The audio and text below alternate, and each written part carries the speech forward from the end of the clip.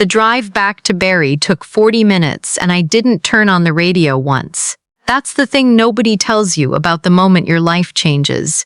It's quiet. Not dramatic quiet, not movie quiet. Just the sound of highway and your own breathing and the heater clicking like it's thinking about giving up. My mother-in-law's voice was still in my ears. You've never contributed anything to this family. You're dead weight, Laurel. You always have been. I kept both hands on the wheel. I didn't cry. I didn't call anyone. I just drove north on the 400 and watched the sky go gray the way it does in February in Ontario, that flat pewter color that sits on your chest like a hand pressing down. I want to tell you something before I tell you the rest of this stories. I want to tell you that I am not someone who planned any of this. I'm not someone who grew up with a scheme in her back pocket, waiting for the right moment to spring it. I'm a 31-year-old woman who grew up in a split level in Sudbury, who got a commerce degree from Laurentian, who fell in love with the wrong family and spent 4 years pretending she hadn't noticed. But I did notice. I noticed everything. My husband, my ex-husband now, his name is Brendan. We met at a conference in Toronto, one of those financial services mixers where everyone is wearing a lanyard and pretending the sparkling water is exciting. He was funny and sharp, and he looked at me like I was the most interesting person in the room. I was 26. I believed him. What I didn't know then, what took me an embarrassingly long time to understand, was that Brendan came with a family that operated like a closed system. His mother, Renata, ran everything. His father, Doug, nodded along to whatever she said with the cheerful compliance of a man who had long since stopped having opinions. His younger brother, Kyle, was 22 and still being subsidized in ways that would become important later. I moved into Brendan's house, technically our house, though I would spend years understanding what that word actually meant, in the spring of 2021. It was a semi-detached in Barrie's East End, near the water. Nice neighborhood. Good bones. I painted the kitchen a dark sage green and hung my grandmother's copper pots, and for a few months I genuinely thought I had built something. Here is what Renata knew about me. I worked in insurance. I drove a 2014 Civic with a cracked rear bumper. I bought my clothes at Reitman's and Winners. I brought a store-brand charcuterie board to Christmas dinner because I thought it was thoughtful to contribute, and I didn't want to overspend on something they might not like. Here is what Renata did not know about me. When I was 24, 3 years before I met Brendan, I had built a small software tool that automated insurance claim routing. I sold it to a mid-sized brokerage firm out of Mississauga for $480,000.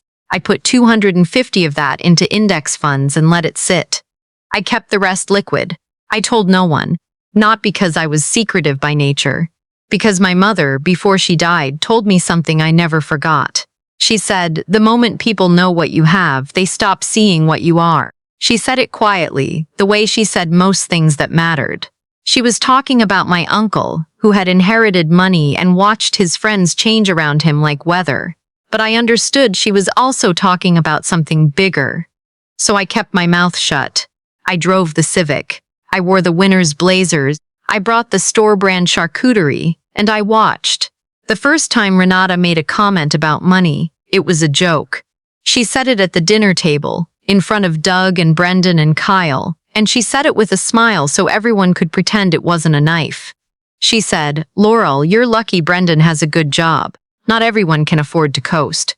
I smiled back. I said, you're right, I'm very grateful. I was not grateful, I was memorizing. The second time was more direct. She pulled me aside after Brendan's cousin's baby shower, a 4-hour event in Newmarket that I had attended and contributed to and smiled through. And she told me that Brendan deserved someone more financially ambitious. She said it like she was doing me a favor, like she was handing me a diagnosis. I said, thank you for sharing that with me, Renata. She looked almost disappointed that I didn't argue. The third time was the last time. It was a Sunday in late January, one of those Ontario Sundays where the cold is structural, where it gets into the walls of the house and you can't shake it no matter how high you turn the heat.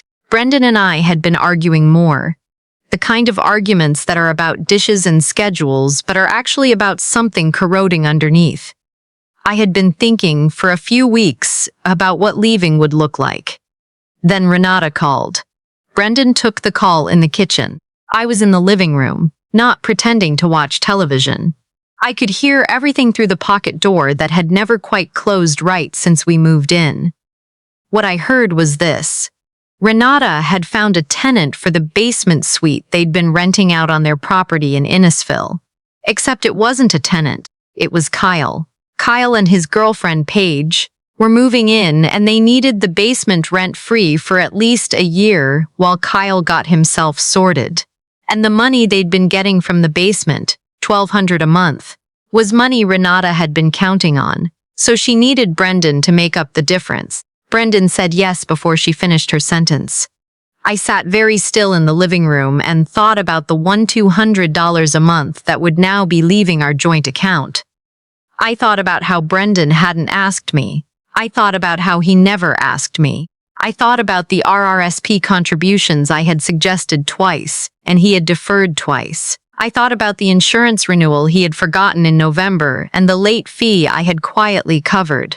I thought about 4 years of quietly covering things. That night after dinner, I brought it up. Gently, I said, I heard your mom's call. I think we should talk about the budget before we commit to anything. Brendan looked at me the way you look at a problem that has shown up at an inconvenient time. He said, it's not a big deal, Laurel. I said, $1,200 a month is $14,400 a year. That's a big deal. He said, my mom needs help. That's what families do. I didn't say anything else that night. 3 days later, I called my lawyer. Her name is Anita, and she has an office on Dunlop Street, and she does not waste words. I had used her once before for the software sale, and I trusted her the way you trust people who have seen your paperwork. I told her I was thinking about separating. I told her about the joint account. I told her about the house. She asked me a few questions. One of them was, do you have assets in your own name that predate the marriage? I said. Yes. She said, good. Don't move anything. Don't discuss anything. And don't tip your hand. I didn't. What I did instead was this. I went home. I cooked dinner. I smiled at Brendan. I let Renata come over on Saturday and I made tea and I sat at my own kitchen table while she told me about Kyle's girlfriend, Paige's incredibly promising career in aesthetics, and how wonderful it was that Kyle had such good support around him. I said, that's really lovely. I was thinking about something else entirely. What I was thinking about was a property I had been watching for 8 months. A house in Barry's West End. A century home on a quiet street near Kempenfelt Bay. It had been on the market twice, underpriced both times because the listing photos were terrible, and the previous owners had let the backyard go completely feral. I had walked through it once in September, alone, without telling Brendan, and I had stood in the front hallway with its original hardwood and its 9-foot ceilings, and I had known. I bought it in February. Cash offer, clean close. I used the funds I'd had sitting in a high-interest savings account, one I'd opened 6 months into the marriage, at a credit union in Sudbury in my name only, tied to an email address Brendan didn't know existed. Was that calculated? Yes. Was I ashamed of it? I thought about that on the drive back from signing the papers, the sky doing its flat pewter thing, the heater clicking. I thought about my mother. I thought about her saying, the moment people know what you have, they stop seeing what you are. I thought about Renata at that dinner table 4 years ago, smiling her diagnosis smile. No, I was not ashamed. I didn't tell Brendan I had bought a house. I told him I had found a short-term rental, a friend of a friend situation, and that I needed some space to think about us. He looked relieved. That told me everything I needed to know. I moved out on a Thursday with 2 bags and my laptop. I left the copper pots. I left the sage green kitchen I had painted with my own hands. I left the IKEA bookshelf I had assembled alone on a Saturday in October while Brendan watched the Leafs game. I drove to my house, the one on the quiet street near the bay, and I sat on the floor of the empty living room with a Tim Hortons coffee going cold beside me, and I thought, okay, now. The separation agreement took 11 weeks. Brendan hired a mediator, which I agreed to, because the marriage had no children and relatively clean finances on paper. My own accounts were invisible, and the joint account had never held more than living expenses. The house we'd shared was in Brendan's name. I had never pushed to have mine added, which Anita had told me was wise. When we sat across from each other at the mediator's table, a cheerful woman named Carol in an office near Park Place. Brendan was polite. He was always polite when there were witnesses. He said he was sorry it hadn't worked out. He said he hoped we could both move forward. He looked like a man who had been let out of a dentist's chair. I was polite back. I signed what needed signing. I took nothing from the joint account beyond what was mathematically mine. Renata texted me once during the process. She said, "I hope you understand that Brendan gave you the best years of his life. I hope you'll be gracious." I read the message standing in my kitchen, the new kitchen, where I had not yet decided on a paint color. And I thought about gracious. I thought about what gracious had cost me for 4 years. I thought about $14,400 a year. I wrote back, "Thank you for your message." I did not think about her again for a long time. Here is what happened next. Brendan's father, Doug, had a small contracting business, residential renovations, mostly bathrooms and kitchens, a few decks. He'd been running it since the late 90s. It was the kind of operation that got by on word of mouth and didn't think too hard about the paperwork side of things. Renata handled the admin, which meant she handled it the way you handle something you resent, with a kind of aggressive minimum effort. 6 months after the separation, I got a call from a blocked number. I almost didn't pick up. It was Paige, Kyle's girlfriend. She was crying, which I had not expected, and she was talking fast. She said, "I need to tell you something. I'm sorry. I don't know who else to call." What she told me was this. Doug's contracting business had been writing off expenses that weren't real. Renata had been listing Kyle as a business consultant and paying him, and then Paige, once she moved in, as employees, running their living expenses through the company as business costs. It wasn't a massive fraud by any measure, but it was real and it was documented, and it had been going on for years. And Brendan knew. Not just knew, had helped. He had co-signed 2 of the amended invoices. He had let Renata use his personal mailing address for correspondence related to the business during a period when Doug and Renata were having their own marital difficulties, and Renata didn't want Doug to see certain mail. Paige had found the documents by accident. She'd been looking for a lease agreement in Renata's filing cabinet and had found a folder that made her stomach drop. She'd photographed everything on her phone. She didn't know what to do with it. I stayed very quiet on the phone. I said, "Can you send me the photos?" She said, "I'm scared." I said, "I know. You're doing the right thing. Send them to this email." I gave her Anita's email address. I want to be honest about what I felt in that moment. I did not feel triumphant. I felt something more like the click of a seatbelt, the small, solid sound of something locking into place that was always going to lock. Anita reviewed the documents. She referred them to a colleague who specialized in CRA matters, the Canada Revenue Agency, which has a particular and well-documented lack of humor about fraudulent business expenses. She also flagged the co-signed invoices because they had a secondary dimension. 2 of them had been submitted as part of an application for a government small business grant during COVID, which meant they weren't just a tax issue, they were a federal matter. I did not contact Brendan. I did not contact Renata. I did not contact Doug. I went back to my life.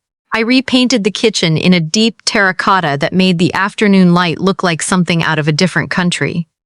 I had the backyard cleared and put in raised garden beds. I found a tenant for the basement suite, a retired teacher named Patricia who kept a very tidy porch and brought me tomatoes in August.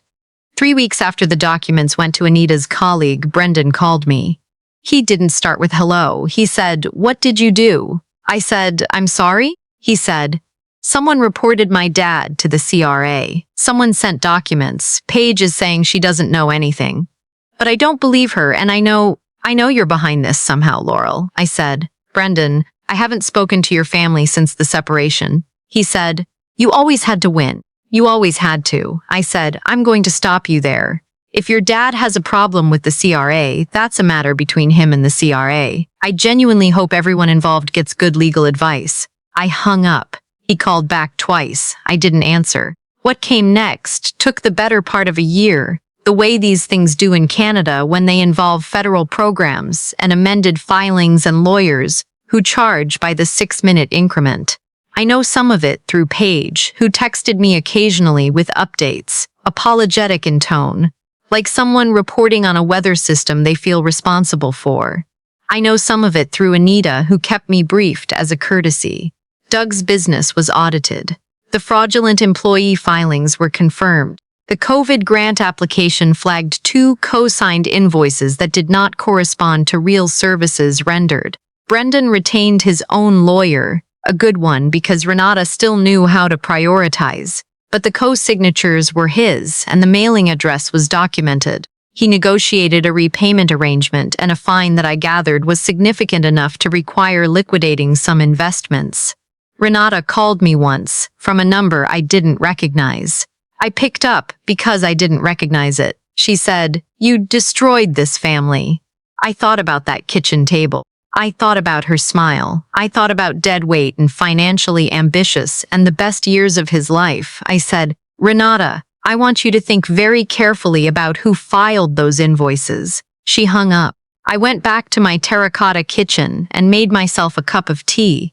Red rose, the way my mother taught me, steeped properly, and I stood at my window that looks out over the garden beds, and I watched the snow beginning to come down over Barrie, in the slow way it does in November, unhurried, like it has nowhere to be. This is the part where I'm supposed to say something about justice or closure or how I feel now.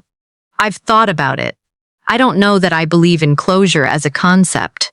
It always sounded to me like something designed to make sadness easier to file away. What I have is this house, which is mine. What I have is a kitchen that I painted the color I wanted, and a garden that I put in myself, and a basement tenant who brings me tomatoes and doesn't ask questions. What I have is the knowledge that my mother was right, that what you have and what you are 2 different things, and the second one is the one that matters. Last spring, Paige and Kyle split up. She texted to let me know. She said, "I think I made a lot of decisions based on who I thought people were." I wrote back, "So did I. You'll be okay." I meant it. The Civic finally gave out in October. Transmission, the mechanic said, not worth fixing at this point. I bought a used Subaru Outback from a dealership in Innisfil, dark green, good all-season tires for the Barrie winters. I paid cash. The salesman asked if I wanted to look at financing options, and I said, "No, thank you. I've got it." He smiled the way people smile when they don't quite believe you. I just signed the paperwork and drove home.